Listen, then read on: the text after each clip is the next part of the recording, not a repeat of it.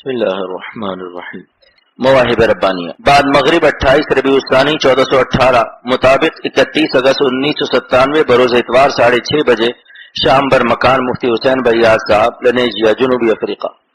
صوفیہ کو ہلکے فتن سے احتیاط کا مشورہ۔ ارشاد فرمائے کہ جب تیز ٹھنڈک ہوتی ہے تو آدمی ہوشیار ہو جاتا ہے کہ گرم کپڑے پہن لو ورنہ ٹھنڈک لگ جائے گی، لیکن جب ہلکی ٹھنڈک ہو تو زیادہ احتیاط کرو کیونکہ ہلکی ٹھنڈک آہستہ آہستہ ہڈی میں اتر جائے گی اور آپ کو نزلہ زکام بخار میں مبتلا کر دے گی۔ شیخ بو علی سینا حیات قانون میں لکھتا ہے کہ ہلکے بخار سے زیادہ ڈرو، کیونکہ ہلکے بخار کو آپ سمجھیں گے کہ معمولی ہے، اس لیے اس سے بچنے کی توفیق نہیں ہوگی، لیکن یہ معمولی حرارت آہستہ آہستہ ہڈی میں پیوست ہو کر تپے دق میں مبتلا کر کے قبر میں پہنچا دے گی۔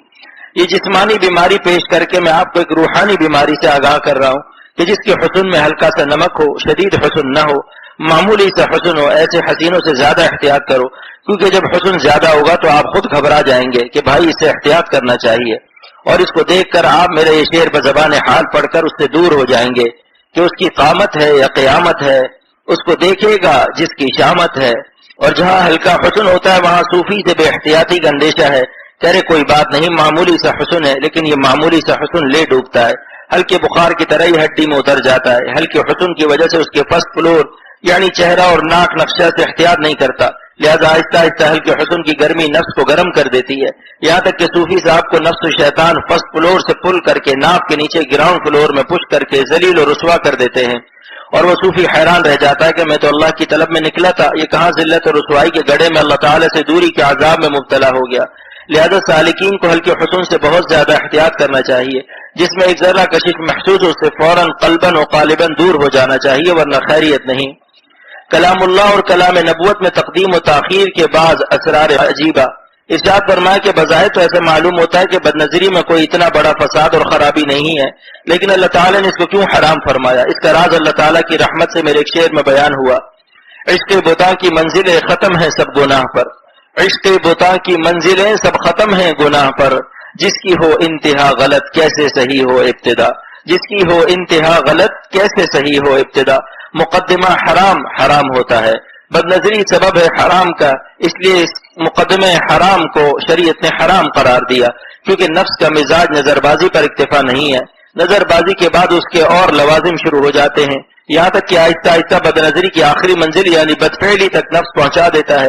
اسی لیے حضور صلی اللہ علیہ وسلم فرماتے ہیں، بخاری شریف کی حدیث ہے، نظر بازی آنکھوں کا زنا ہے، اس کو معمولی گناہ مت سمجھو۔ زین العین النظر، کبھی خبر کو مقدم کیا جاتا ہے اہتمام شان کے لیے، ورنہ النظر زین العین تھا، زین العین خبر ہے، خبر کو مقدم کیا جا رہا ہے، اس میں بندوں کے امور طبعیہ و امور نفسانیہ کی ایک بہت اہم رعایت ہے۔ انبیاء علیہ السلام کو ماہر نفسیات بنا کر بھیجا جاتا ہے، ورنہ اہل نفس کے نقطوں کو جو نہ سمجھے وہ معالج نہیں ہو سکتا۔ معالج اور شیخ کے لیے ضروری ہے کہ وہ اپنے مریدین کے نفسیات کا بھی ماہر ہو، لہذا کلام نبوت کی بلاغت اور الفاظ نبوت کی ترتیب دیکھیے کہ اس ترتیب سے امت کو کیسا سمجھایا ہے کہ زنا کے لفظ سے میری امت کے لوگ گھبرا جائیں گے، ارے یہ آنکھوں کا زنا ہے، توبہ توبہ، اور بدنظری سے بچنے کی اہمیت ظاہر ہو، اس لیے زنا العین کو مقدم فرمایا گیا۔ یہ کلام نبوت کی بلاغت ہے۔ اللہ تعالیٰ نے بھی اپنے کلام میں کہیں خبر کو مقدم فرمایا ہے، ان الذین قالوا ربنا اللہ ثم استقاموا، جن لوگوں نے اقرار کیا کہ ہمارا رب اللہ ہے پھر اس پر قائم بھی رہے۔ یہ استقامت کیا چیز ہے؟ جس نے اللہ تعالیٰ کو اپنا رب مان لیا تو بجمیع اعضائہ وبجمیع اجزائہ